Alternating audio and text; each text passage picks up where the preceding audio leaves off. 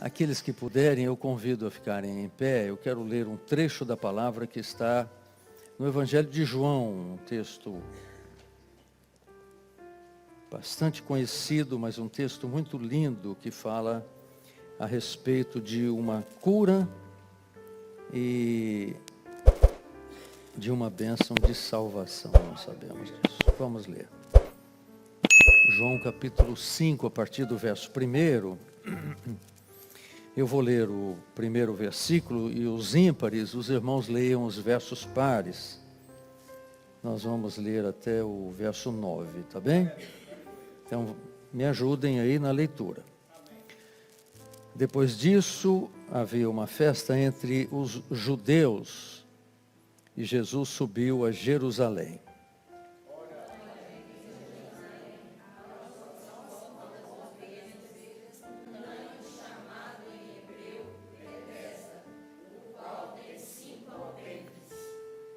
Nestes jazia grande multidão de enfermos, cegos, coxos e paralíticos, esperando o movimento das águas.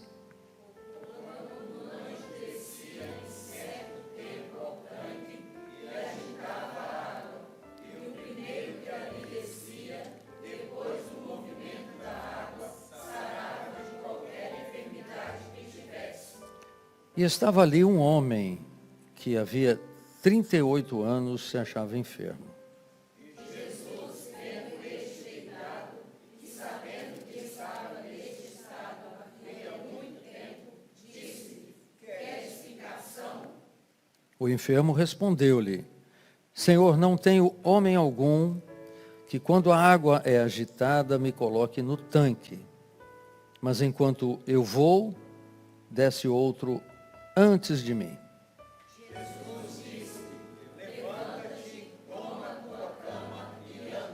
Todos juntos. Logo, aquele homem ficou são e tomou sua cama e partiu. Naquele dia era sábado. Amém. Glória a Deus. Os irmãos podem se assentar. Que bênção, né, meus irmãos? Que coisa maravilhosa. O Senhor tem dado muitas promessas para o culto desta noite. Eu vou falar de novo aqui. O Senhor tem dado muitas promessas para o culto dessa noite, né? Os céus se abrindo e os anjos do Senhor trazendo aqui um renovo do batismo com o Espírito Santo, dos dons espirituais. Isso é uma bênção muito grande, né? E o Senhor fazia com que os anjos passeassem aqui em nosso meio, entre as cadeiras. Nós temos que louvar ao Senhor por isso, né? Também um homem que chegava no culto com muitas dúvidas a respeito de Jesus. Mas era falado a respeito de Jesus, e nós já começamos a ler a respeito de Jesus. E ele precisava de uma definição, mas saía do culto definido, tendo Jesus como seu único Salvador. E o Senhor mostrou também que há uma promessa de salvação para uma pessoa. Nós não sabemos se é um jovem, se é um senhor, se é uma senhora, se é até uma criança, né, um intermédio, um adolescente.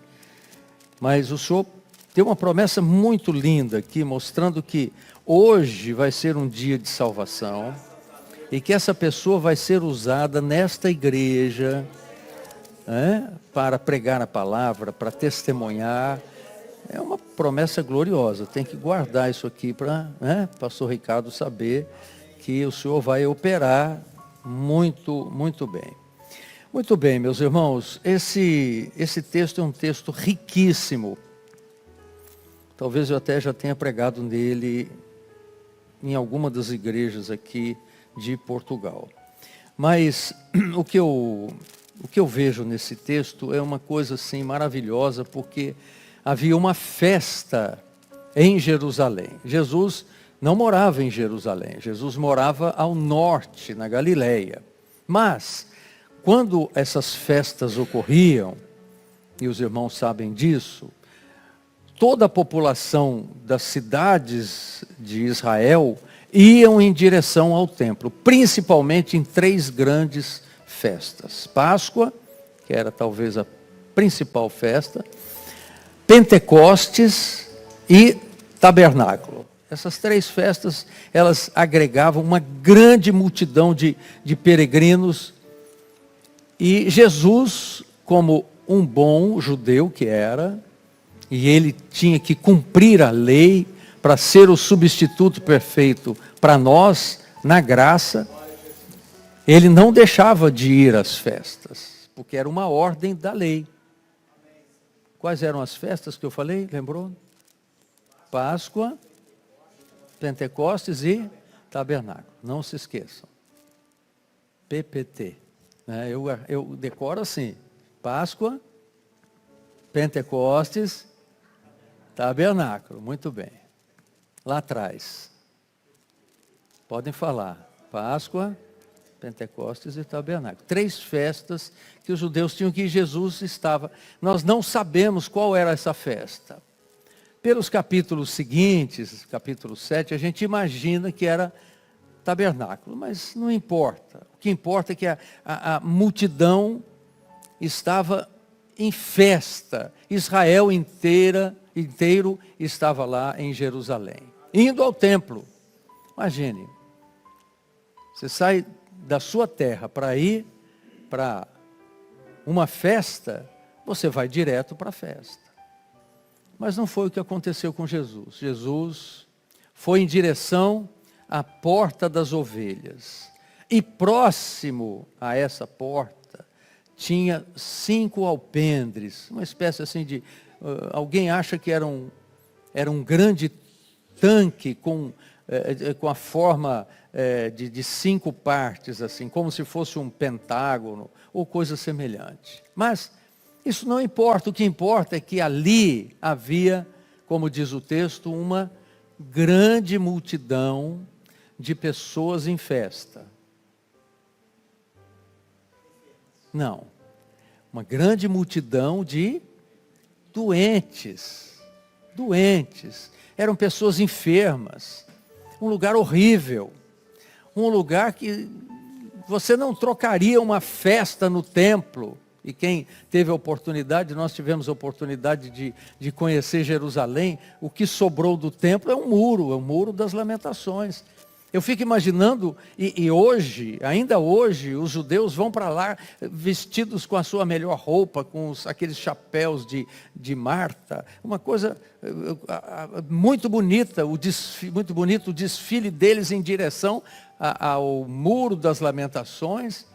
E eles, principalmente no sábado, aqui era um sábado, eles ficavam maravilhados com tudo isso. Era uma grande festa no templo. Mas Jesus prefere, meus irmãos, ir para um lugar desse, pior do que um hospital.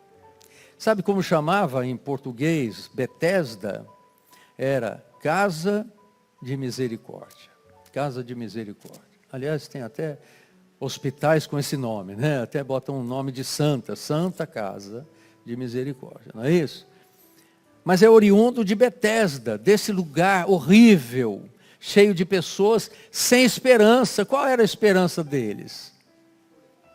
Que de vez em quando isso era, alguns acham até, alguns estudiosos da palavra, acham que isso talvez nem acontecesse. Um anjo descia e agitava as águas, e o primeiro que descesse era curado. Nós cremos que isso poderia acontecer. Deus tem poder de enviar o seu anjo, como tem enviado o seu anjo aqui hoje. Nós temos certeza que os anjos do Senhor estão presentes aqui para ministrarem em nosso favor. Então o anjo bem que podia ser enviado por Deus para agitar as águas e curar alguns enfermos. Mas vejam quantos anos esse homem tinha, né? A Bíblia diz aqui, né? 38 anos. 38 anos. Eu fico pensando, meus irmãos, que vida sem esperança. Sabem por quê? Porque a esperança para esta vida é só desilusão, tristeza, abatimento. Quando nós olhamos aquele homem nessa situação, a gente começa a ver que Jesus... Alguém poderia dizer, por que Jesus não curou todo mundo? O objetivo de Jesus não era esse. Como aqui, Nós temos as nossas lutas, os nossos problemas, as nossas dificuldades. Mas Jesus tem alguns alvos aqui. Ele, como nós cantamos, Cristo vai hoje passar, Ele já está passando aqui. E Ele quer alcançar alguns corações e algumas necessidades. Talvez você não tenha esse problema desse homem, uma enfermidade de paralisia, alguma coisa assim. Mas havia coxos, cegos e muitos doentes, né? Pessoas paralíticos. Mas hoje nós, quando olhamos uma multidão, muitas vezes nós nem observamos pessoas com necessidades especiais, fisicamente falando. Mas nós observamos os doentes espirituais. Quantas doenças de mente nós observamos hoje? Pessoas deprimidas, pessoas com síndrome do pânico, tem pessoas com várias fobias, né? Tem pessoas que não conseguem entrar num elevador, mas isso é uma doença, nós sabemos. Como a depressão é uma doença, mas quantas doenças de mente hoje, no meio de uma multidão. Os irmãos sabem, eu fui praticamente a minha vida toda, desde criancinha até a minha idade de adulto e velho, criado em grandes cidades. Eu morei em São Paulo e eu me lembro que eu vivia lá, a nossa cidade era São Paulo capital, e no meio da multidão, quantas pessoas, hoje você vê pessoas falando sozinhas, mas porque está com o fonezinho de ouvido, né? O headphone. Mas antes não, pessoas jovens falando sozinha, olhando para o horizonte perdido, olhos arregalados. Ah, pastor, mas era droga? Também. Mas pessoas com doenças de mente, jovens ainda, muitas pessoas nas universidades que tivemos contato. Meus irmãos, o mundo está como nós vimos esse enfermo no tanque de Betesda. O mundo carece de misericórdia. Vejam, Jesus quando olhou a grande multidão, a Bíblia diz que ele viu, ele sentiu compaixão, ele sentiu misericórdia porque eram ovelhas, como ovelhas que não tinha nenhum pastor. Mas o mundo está assim. E talvez você, meu querido, minha querida que tem entrado aqui, você esteja com talvez uma paralisia espiritual, uma frieza, uma mornidão. Talvez até você conheça a palavra, tenha frequentado os cultos aqui. Ou talvez não, você não quer um compromisso com a igreja, com Jesus. Quando a gente fala um compromisso com Jesus, é um compromisso com aquilo que Jesus deixou, que é a igreja dele. É isso mesmo. Quando nós nos convertemos, nós não nos convertemos aqui para ficar no mundo, não. Nós nos convertemos para permanecer. Para permanecermos aqui na presença do Senhor. E vejam, meus irmãos, aquele lugar, um lugar de tristeza, talvez até um lugar mal cheiroso, um lugar sem alegria. Mas Jesus entrou ali. Jesus entrou ali porque tinha uma alma preciosa. Meus irmãos, talvez, meu amigo, minha amiga, você esteja vivendo em Betesda, num lugar que só precisa da misericórdia de Deus. Mas hoje Ele veio exercer a sua misericórdia. Olha que coisa linda no texto, né? 38 anos a situação desse homem diante dessa vida. Quantas pessoas estão assim? A grande esperança dele, Jesus, né, fez uma pergunta para ele, viu ele deitado, sabendo que estava nesse estado havia muito tempo. Qual foi a pergunta de Jesus? Está aí, né? No verso, coloca o verso 6 para nós. Vamos ler o verso 6, volta lá, por favor. E Jesus, leiam, vendo este deitado, sabendo que estava nesse estado, havia muito tempo, disse-lhe, queres ficar são? Há uma pergunta de Jesus hoje, meus irmãos. Você quer sair desse tanque horrível? Você quer sair desse ambiente? Talvez você esteja vivendo no seu trabalho, no mundo. Você quer ficar são, quer ser liberto? É uma pergunta, não sou eu que estou perguntando, o próprio Senhor que está passando aqui, Ele está perguntando para você. Você quer ficar são? Você quer uma libertação? Você quer uma cura? O Senhor disse que vai curar fisicamente, mas a maior cura do homem é a cura do pecado. É a salvação, é uma nova vida que você vai ganhar em Cristo Jesus. Mas sabe o que a gente faz? Eu me lembro quando eu me converti, eu dava essas desculpas. Não, me converti muito jovem, com 18, 19 anos. Eu dizia para o Senhor, como esses jovens aqui, né? Você fala, Senhor, eu estou muito novo ainda, eu quero curtir minha vida, eu quero conhecer o mundo, eu quero conhecer essas coisas. Mas teve um dia que o Senhor me tocou. E aí, quando Jesus toca no nosso coração, eu resisti muito. Eu dizia, não, eu vou esperar mais um pouquinho. E na minha falta de inteligência e falta de sabedoria, eu dizia, olha, eu vou esperar ficar velhinho, assim nos meus últimos anos. Aí eu, velhinho, ali eu vou levantar minha mão, na época a gente fazia isso, levantava a mão e aceitava Jesus como Salvador. Aí eu vou para o céu, está resolvido, vejam que plano. Mas Jesus me alcançou, Jesus alcançou a muitos aqui. Jesus quer alcançar a sua vida hoje, louvado seja o Senhor. Queres ficar são? Quais foram as desculpas dele? Ele deu uma grande desculpa, ele disse, não, Senhor, está vendo o meu estado?